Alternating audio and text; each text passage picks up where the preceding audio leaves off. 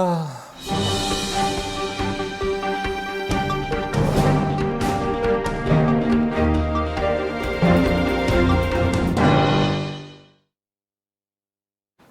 Bentrovati, buona giornata, eccoci all'appuntamento dedicato al mondo dello sport attraverso la nostra e vostra web tv www.venetoglobe.com e attraverso il digitale terrestre grazie a Caffè TV 24, l'emittente del nord-est che per quanto riguarda Veneto e Friuli Venezia Giulia potete trovare sul canale 95. Bene, andiamo ad iniziare con le notizie sportive, grande spazio naturalmente, prima una veloce riassunto di quello che è capitato a livello internazionale e nazionale e poi grande spazio alle cronache della provincia e della regione.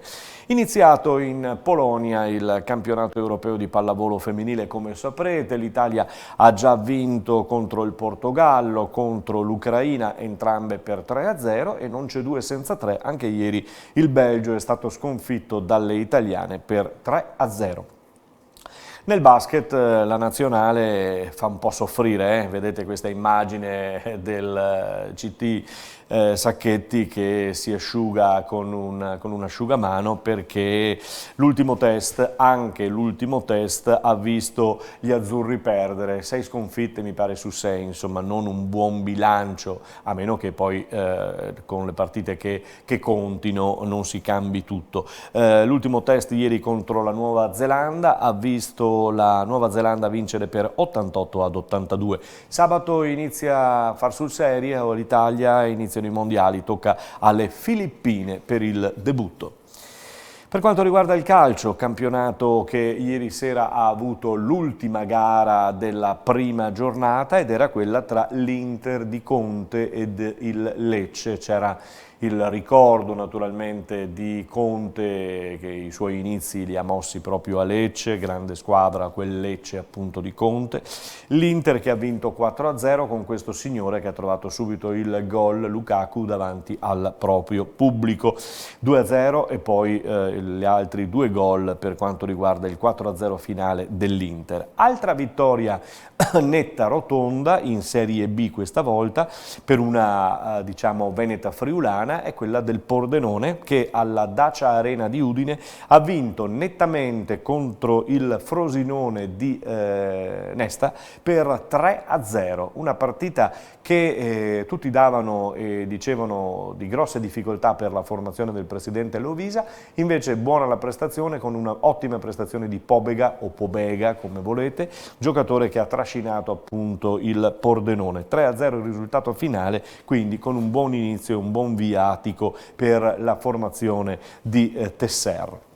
Si è giocato anche tra sabato e domenica in Serie C con le Venete, lo ricordiamo, che hanno visto il pareggio 0-0 tra Modena e Vicenza, la vittoria del Triestina sul Gubbio per 2-1, la vittoria netta del Padova sulla Virtus Verona per 3-1, sul Tirol che ha battuto il Vispesaro per 2-1 e l'Arzignano che ha pareggiato 0-0 con il Piacenza. Dalla Serie C alla Serie D il passo è breve perché il Montebelluna di Bodo ha passato il turno ai rigori, non succedeva da parecchio tempo e comincia a prepararsi adesso per l'esordio in campionato di domenica prossima contro l'Adriese di mister Tiozzo.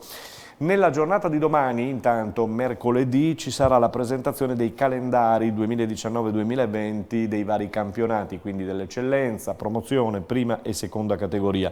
Campionati al via, lo ricordiamo, l'8 settembre, anche quest'anno il nostro campionato di riferimento sarà quello di eccellenza che seguiremo con servizi, interviste e telecronache per tutta la stagione. Scendiamo di categoria brevemente perché andiamo in promozione dove il Treviso questa sera ufficializza la sua stagione 2019-2020 con la presentazione in piazza come si faceva ai tempi d'oro. La compagine di Checo Feltrin sarà al via nel campionato di promozione a detta di tutti con i favori del pronostico per la vittoria finale. Compagine guidata, vi dicevo, dal tecnico Feltrin che però ha dichiarato dopo la sconfitta di Vazzola domenica scorsa in Coppa siamo indietro di 20 giorni, o meglio siamo tornati indietro di 20 giorni con questa sconfitta. Ne approfitteremo magari trovando che anche trovando Feltrin questa sera.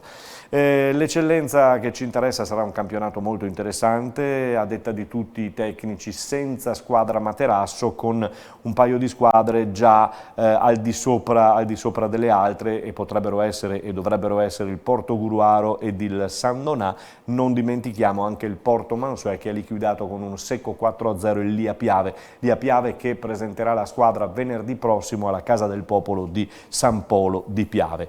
Torniamo sull'eccellenza, torniamo su Union QDP Vittorio Veneto. Ieri abbiamo sentito il tecnico del Vittorio Veneto, quello vincente, che ha vinto per 2-0 contro l'Union QDP. Andiamo in casa QDP con Cristiano Turchetto, il mister.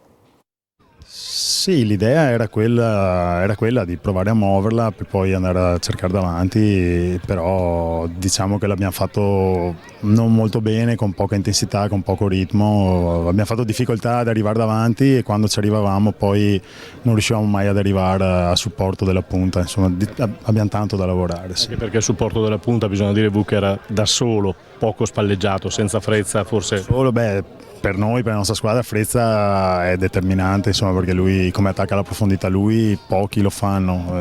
Oggi abbiamo, tra le tante cose, tra le tante difficoltà, questa è stata una delle più evidenti, insomma. Si ricomincia, si va, no? Oh madonna, bisogna, tutti dicono che la Coppa conta poco, insomma fa sempre piacere vincere, però diciamo che per noi è tutto rodaggio questo, insomma, mancano 2 settimane al campionato e dobbiamo sicuramente migliorare tanto. E domenica c'è ancora Coppa con l'Union QDP che sarà al D'Agostin di Pieve di Soligo per affrontare l'Eclisse Careni Pievigina. Passiamo al basket con la TVB De Longhi, che è pronta per il suo campionato di Serie A1, prima gara della TVB in casa il 25 settembre con la super favorita del campionato Milano Armani, seconda giornata in trasferta a Cremona e ritorno poi al Palaverde per la terza con Pistoia. Vi ricordo che si sta ricercando e cercando ancora un americano per sostituire il taglio di Turner e vedremo che cosa pescherà Gracis nelle sue ricerche. L'amichevole più vicina che vediamo anche per quanto riguarda il territorio, il nostro territorio, è quella di Pieve di Soligo il 4 settembre contro la Reyer Venezia. Numerosi sono però i tornei dove è stata invitata la TVB a partecipare. Parteciperà invece ad un torneo, o meglio ad una partita, ad una gara questa sera, il Ponzano di Pippo Campagnolo contro una squadra di rango mondiale, diciamo così, l'Oregon University, che è in tournée italiana, il college americano, e questa sera a partire dalle ore 19 c'è questo incontro molto molto particolare, molto bello, che si avrà appunto alla Palacicogna di Ponzano, quindi non mancate di seguire questa gara. Per quanto riguarda il basket ancora, Serie B maschile con la Ruker Sanve che giocherà contro Vigevano il 28 settembre, la prima di campionato, Vigevano tra l'altro data tra le favorite, squadra in campo per gli allenamenti dal 16 agosto, noi ieri siamo andati al Palasystem di Borgo Saccon a San Vendemiano per parlare con Marco Mian, eccolo. Abbiamo iniziato il 16 agosto, devo dire che hanno fatto il primo giorno di riposo ieri, quindi sono stati 9 giorni molto intensi, però alla fine gli ho fatto i complimenti perché non hanno mai mollato, hanno tenuto un'intensità sempre molto alta per quello che era la possibilità in questo momento fisica e un ambiente comunque molto sereno. Vedo che già cominciano squadra nuova, vedo che già cominciano a cercarsi anche in campo, a aiutarsi, insomma buone cose ho visto in questo momento. Si dice sempre che quando si inizia, insomma, si cerca di formare prima di tutto il gruppo, no? Sì, l'avevo dichiarato anche ai giornali, la prima cosa da fare era quella di creare un gruppo, non si crea un gruppo in un nanosecondo, però se questi sono i presupposti penso che si possa creare brevemente un bel gruppo. Contento di quello che ti hanno allestito Gherardini e soci e magari anche le tue richieste, insomma, di questi ragazzi, già vi dicono che è una bella squadra. Sì, non ci nascondiamo, è una bella squadra, anche se a onor del vero per me il campionato qua, il girone B, è un campionato molto equilibrato, hanno fatto altre belle squadre in giro e non c'è come gli altri anni magari una squadra, almeno nel momento, esatto, una squadra materasso. Contento, io ai ragazzi ho detto che non sono qua perché non sappiamo chi prendere, ma abbiamo preso quelli che volevamo e per me in questo momento qua sono i più forti giocatori che posso allenare, quindi sono molto contento di quello che mi hanno preso. Ci sarà un via che ti regalerà subito Vigevano, che a detta di tutti è quella che dovrebbe vincere il campionato, ma poi insomma sono voci. Sì, è vero, iniziamo subito con una squadra attrezzata bene, poi da vincere il campionato non lo so, però è attrezzata bene. Come tutti gli inizi di stagione sono tutti degli incogniti, perché è vero c'è la preparazione, fai delle amichevoli ma non ci sono partite ufficiali, bisogna vedere che tipo di squadra hai, in che condizioni arrivi, però pronti via sarà una squadra subito che ci metterà a dura prova. Come continui adesso dopo la settimana?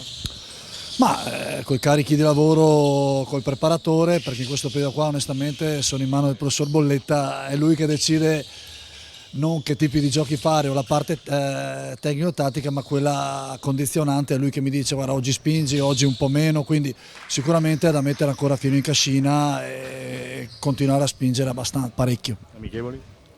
Venerdì in casa con Jesolo. Che è un po' un classico, no?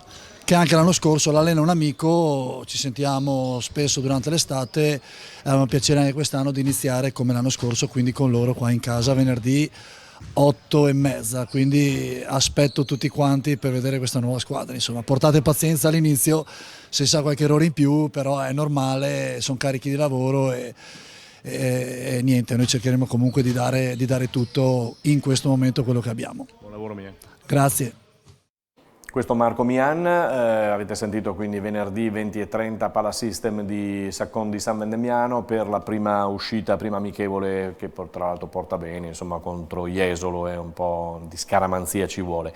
Andiamo a parlare di volley, sì, volley femminile, Limoco. Limoco ieri si è radunata, un raduno un po' particolare perché le ragazze erano numero 3, perfetto, sono Fersino, Botezat e Gennari che hanno risposto alla chiamata. Mancano un po' tutte le nazionali, sia quelle italiane, quelle europee e mondiali, non c'è Santarelli che è all'europeo con la sua Croazia, e il tutto è stato guidato dal tecnico, il vice di Santarelli, Alessio Simone, che è ai nostri microfoni. Non siamo al Palaverde, ma a San Pietro di Feletto, Orrua di Feletto, nuova palestra, bella, nuovo spirito, 3 atlete, un po' diverso, no? come riunione. Sì, c'è poca gente, però va bene, all'inizio dell'anno meno ne abbiamo adesso, più vuol dire che quelle che sono in ritardo, perché sono forti, sono tutte agli europei, quindi insomma lo sapevamo che avremmo cominciato la stagione a ranghi ridotti, ma insomma, va benissimo così, cominciamo con le 3 giovani. Tecnicamente cosa cambia?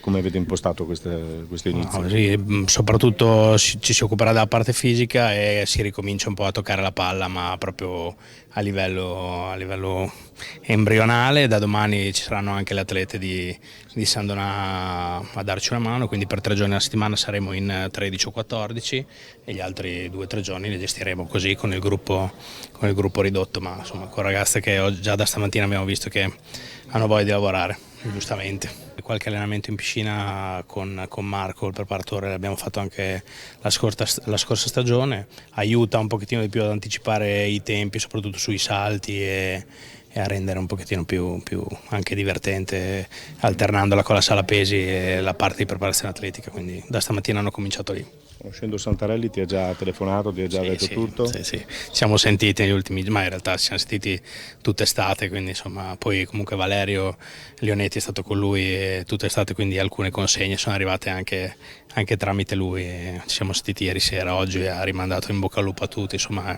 è sul pezzo anche se è lontano, ecco.